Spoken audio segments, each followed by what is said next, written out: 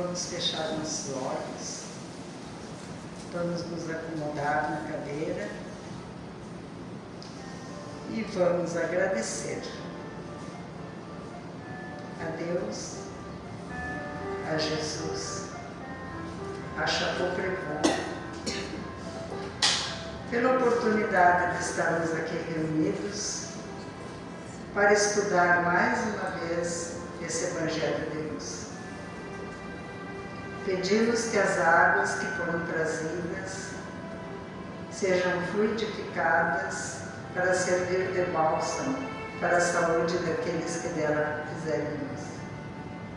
E que Jesus nos ilumine, nos abençoe, para que possamos entender e colocar em prática esse Evangelho que vamos ver hoje.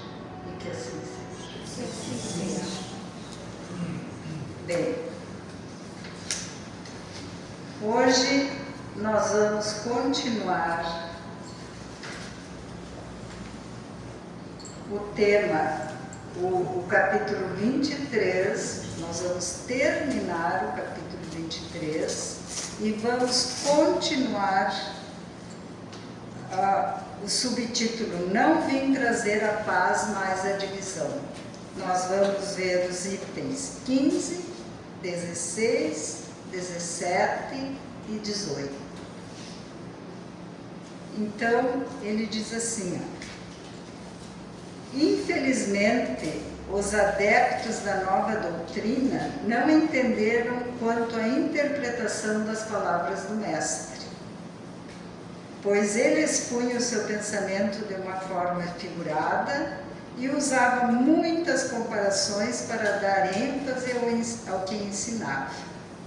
Por esse motivo, surgiram desde o início numerosas seitas que tinham a pretensão de serem todas elas detentoras exclusivas da verdade. Bem, então, essa expressão, não vim trazer a paz, mas a divisão. Nessa expressão, não a paz, mas a divisão, não a paz, mas a espada, está implícito que Jesus quis afirmar que as suas ideias inovadoras, elas provocariam fortes oposições daqueles que eram donos, tanto do poder político, como do poder sacerdotal, poder econômico também. Pois as suas ideias de liberdade, elas teriam esses interesses. Não que as suas ideias tivessem essa intenção, mas Jesus, como era conhecedor da natureza humana, ele sabia que essa divisão seria inevitável, que as pessoas iriam discordar com aquelas que tinham ideias diferentes das outras. Então, as palavras de Jesus, elas se referiam às discórdias que a sua doutrina iria provocar, aos conflitos que surgiriam como consequência e às lutas que teriam que enfrentar antes de se firmar.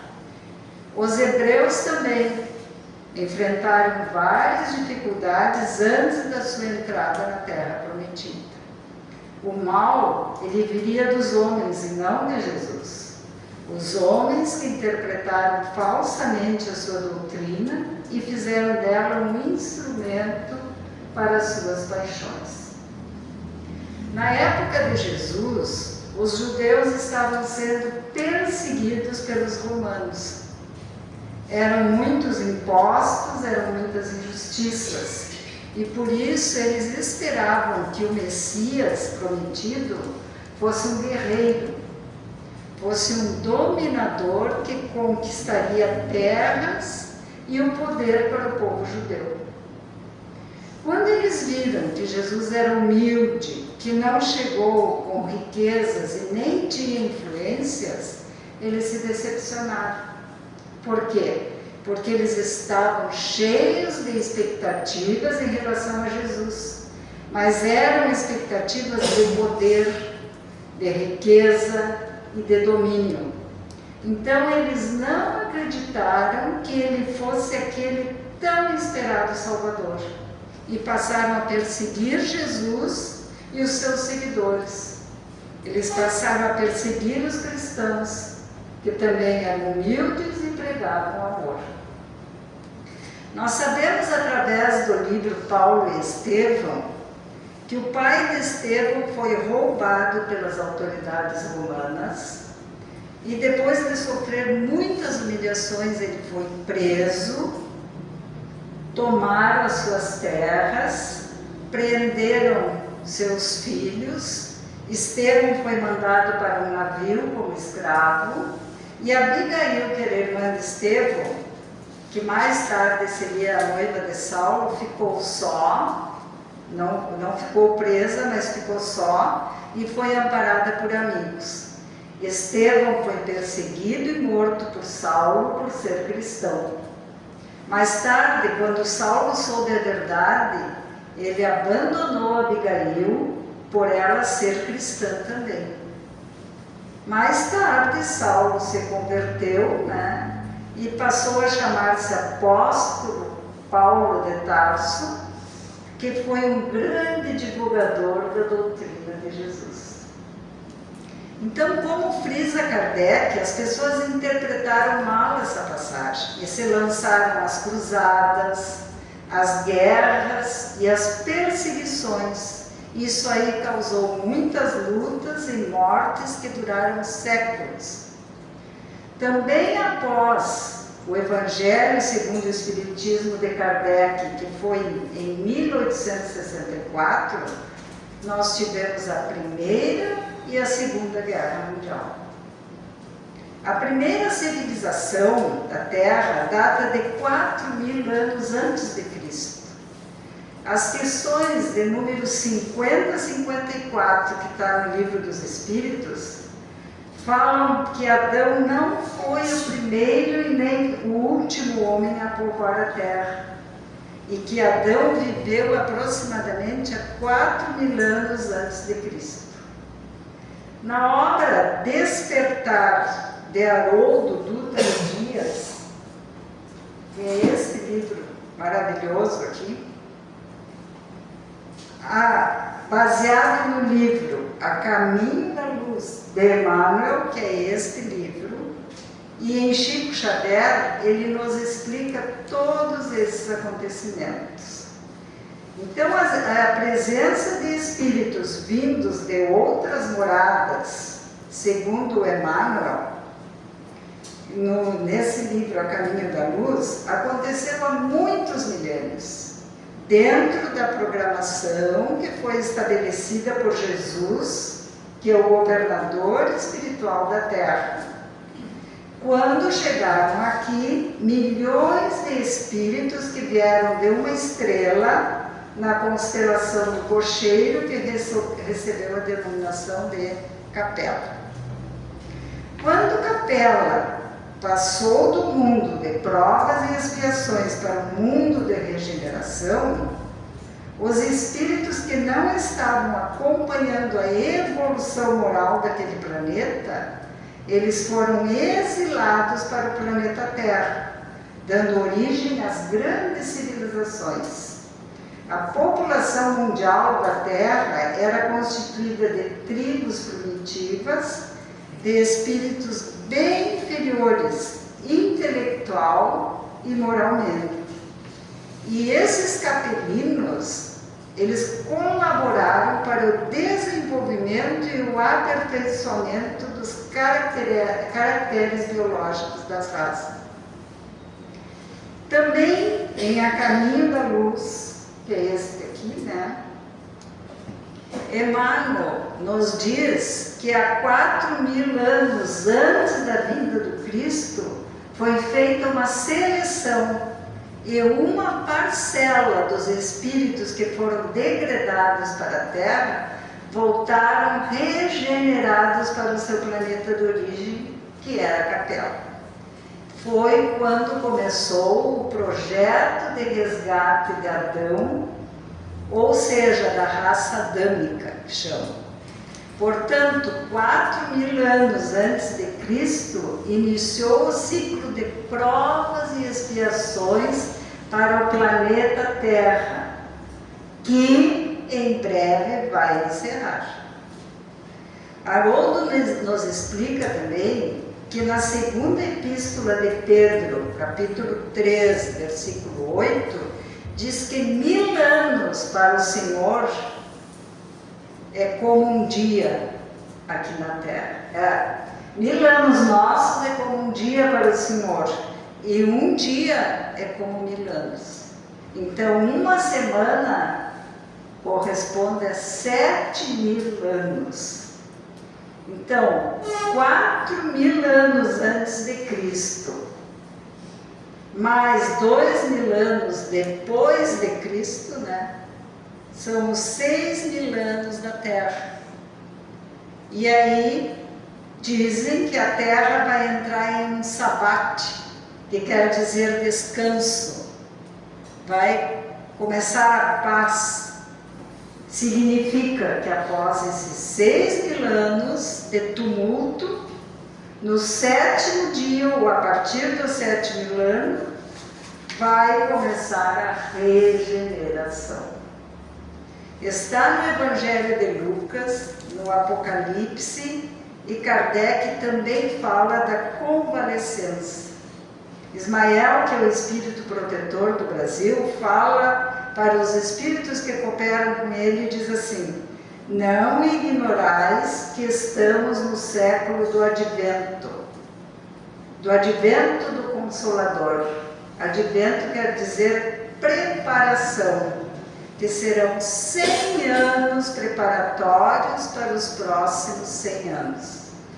O Livro dos Espíritos foi publicado em 18 de abril de 1857. Então foram muitos anos preparatórios quando os Espíritos começaram a se manifestar e foi conhecido o Espiritismo.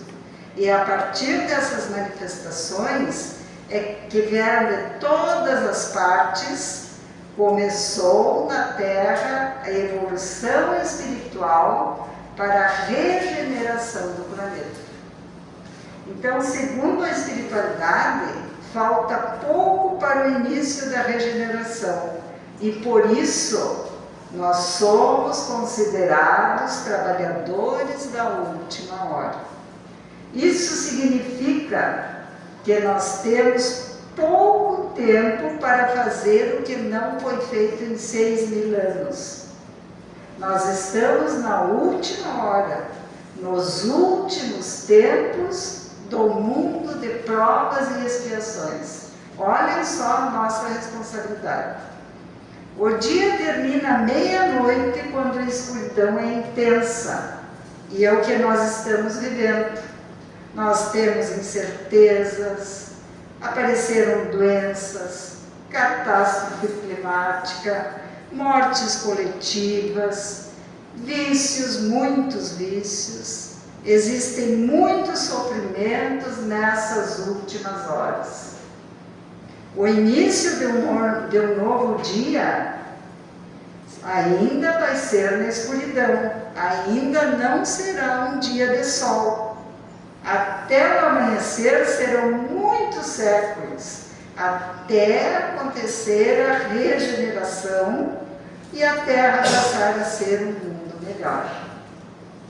Até o fim do último dia serão anos difíceis, onde o mal, as trevas irão dificultar, o egoísmo, a vaidade, o orgulho tentarão nos dominar. Mas é a última chance para continuarmos neste planeta e não sermos exilados como os habitantes de Capela, que não evoluíram moralmente. No item 17 diz assim, o tempo dos combates e das perseguições sangrentas acabou, porém, as lutas que ele terá que enfrentar serão todas de ordem moral. Olhem só as lutas que nós temos que enfrentar.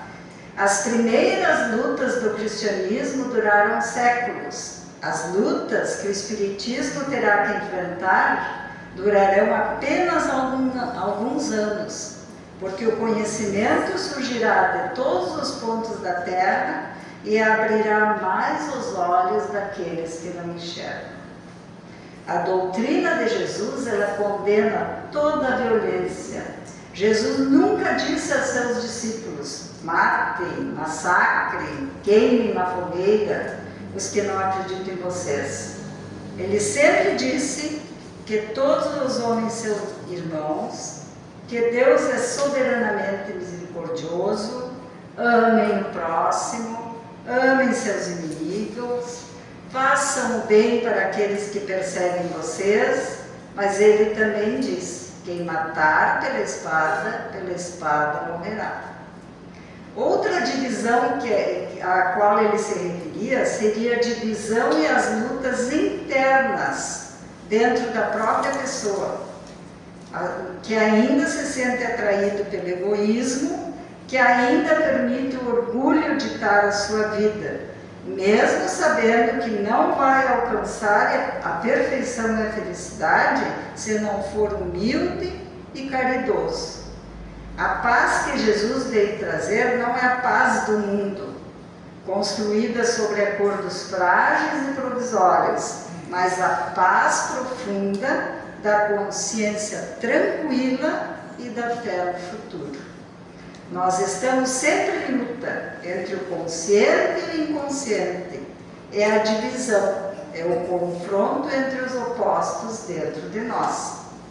A divisão que ele veio trazer não é só aquela que nos coloca com aqueles em conflito, com aqueles que ainda não entenderam a sua mensagem. A divisão se dá quando nós assumimos a sua mensagem como roteiro de vida e temos que romper com o nosso passado, reiniciando a vida sobre novos valores morais. O ser humano, ao entender e interiorizar a mensagem do Cristo, ele vai entrar em conflito devido às exigências do mundo a qual ele está acostumado. A nossa tendência é a defesa quanto às necessidades de mudança e transformação, mas nós vamos ser obrigados a realizar em nós, para haver uma integração entre os opostos e conseguirmos alcançar a paz de espírito. Frente às lutas da vida, todos precisamos aprender a nascer de novo. O que significa isso? Recomeçar sempre. E nós renascemos várias vezes, mesmo dentro de uma mesma existência terrena. Basta a gente querer. Essa é a guerra que Jesus se referia. É a nossa luta com os nossos erros e defeitos, para compreender e perdoar como Jesus e para não ter tanto apego à matéria. Vamos continuar na busca da nossa espiritualização e na construção de uma nova sociedade. Cabe a cada um a longa e difícil tarefa. Vamos pegar a nossa espada de amor e compreensão e vamos à luta. Vamos educar através do exemplo. Antigamente não existiam leis e a justiça era feita com as próprias mãos. Atualmente nós cumprimos horários, existem ordens, regras, tanto em casa como no trabalho ou aqui mesmo no centro espírita. Cabe-nos a missão de realizarmos o melhor, cumprindo o dever moral de cada situação, por mais simples que seja, e com as pessoas que encontrarmos, deixando no mínimo uma palavra de esperança ou uma vibração de felicidade que contagie o outro. É no dia a dia que nós demonstramos a nossa evolução, o nosso empenho para sermos uma pessoa melhor, mais comprometida com o bem e vivendo o nosso cotidiano sem perder a consciência de que nós somos espíritos imortais em busca da nossa própria luz. Esses dias eu escutava o Haroldo Dutra Dias no Instagram e ele diz o seguinte: ele diz que a verdadeira espiritualidade é aquela que se manifesta no nosso cotidiano, desde a maneira como nós tomamos o café da manhã, como conversamos com as pessoas da nossa casa, com os nossos familiares, na maneira como interagimos com as pessoas na rua, com a pessoa que cata o lixo, com as pessoas que são atendentes e que nos prestam serviços. Nós nos dirigimos a essas pessoas de forma soberba, nós menosprezamos essas pessoas. Se nós fazemos isso, ele disse, isso denuncia a nossa falta de espiritualidade, porque a espiritualidade real, ela tem que transbordar no nosso cotidiano, senão ela é falsa. Espiritualidade que não transborda nas nossas relações, no nosso sorriso, mesmo quando estamos passando por dificuldades, espiritualidade que não transborda na maneira como nós falamos, na maneira como nós tratamos as pessoas, é espiritualidade vazia, é espiritualidade fake, é mentira, é falsa. Então a verdadeira espiritualidade transborda nos menores gestos da vida cotidiana. Assim como aconteceu com o planeta do sistema de Capela, a Terra está saindo da condição do mundo de provas e expiações para o mundo regenerado. E isso está claro no Sermão da Montanha, quando Jesus diz: vós sois o sal da terra. Se, porém, o sal tornar-se insonso, com que se salgará? Para mais nada presta, senão para lançado fora, ser pisado pelos homens. O homem é o sal, mas o que lhe garante o sabor é o exercício da sua espiritualidade. É a pitada de espiritualidade que faz a diferença no nosso trabalho, no nosso lar, nos nossos relacionamentos. Jesus alerta que não devemos perder o sabor. O gosto da vida não é proporcionado pela matéria.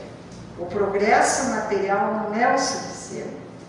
Então, nós que nos consideramos espíritas, nós teremos esse desafio de saber que somos espíritos imortais e que somos convocados a ultrapassar a barreira materialista. Entender que temos a capacidade de um amor mais profundo, ampliarmos a nossa percepção e alcançarmos um estado de alerta, que significa no Evangelho o vigiai. Manuel Filomeno de Miranda, pela psicografia de Chico Xavier, no livro No Rumo da Regeneração, esse aqui, ó, No Rumo do Mundo da Regeneração, nos diz que o Espiritismo deve ser vivido integralmente, em todos os instantes da existência humana, pela transformação que impõe ao seu estudioso, para torná-lo um cidadão de bem, sempre atento aos seus deveres com a vida. Foi necessário que a humanidade progredisse intelectual e moralmente para que os espíritos pudessem vir à Terra e explicar os sentidos das palavras de Jesus, que estavam em parábolas e símbolos baseados na simplicidade dos seus dias, do seu tempo, a fim de poder instalar-se a era do espírito imortal como vem acontecendo. Então, os desafios existem, mas o intercâmbio consciente entre os encarnados e desencarnados, a cada dia vai se fazer mais facilmente, Porque apesar do atraso moral que nós ainda temos nesse planeta, é chegado o momento da grande transição, que trará melhores recursos para o sofrimento, dar lugar à alegria de viver. Como nos diz Haroldo, faça o que você nasceu para fazer com espiritualidade, com dignidade moral e com respeito ao outro. Vamos trabalhar pelo bem comum. Chega de se querer fazer um paraíso apenas para nós. Esse foi o erro dos hebreus e dos egípcios. Deus queria que a terra inteira fosse transformada num jardim. Mas para isso, de que Jesus precisa? Ele precisa de jardineiros. Então fica aqui o convite para sermos todos nós esses jardineiros. Que assim seja.